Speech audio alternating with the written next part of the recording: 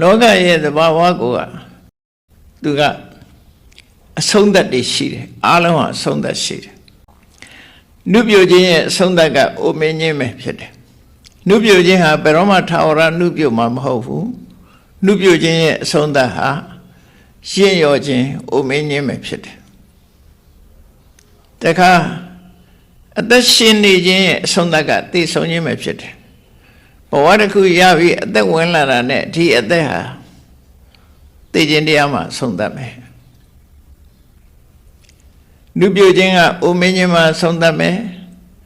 အသက်ရှင်ခြင်းကသိဆုံးခြင်းမှာဆုံးသတ်မယ်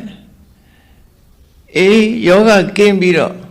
ကျမ်းမှာလန်းဆန်းနေတဲ့အနေအထားမျိုးကလည်းပဲယောဂဖြစ်ခြင်းမှာအဆုံးသတ်မယ်ဘယ်ရာပဲဖြစ်ဖြစ်သဘာဝတရားကြီးဟာနော်အတက်ရှိရင်အကျရှိတယ်အကောင်းရှိရင်ဆိုးရှိမယ်အပူရှိရင်အေးရှိမယ်အေးရှိရင်အပူရှိတယ်ဒီသဘာဝတရားတွေဟာအမြဲတမ်းလှည့်နေတဲ့သဘာဝတရားတွေသာဖြစ်တယ်တခုရှိရင်နောက်တစ်ခုရှိနေမှာပဲ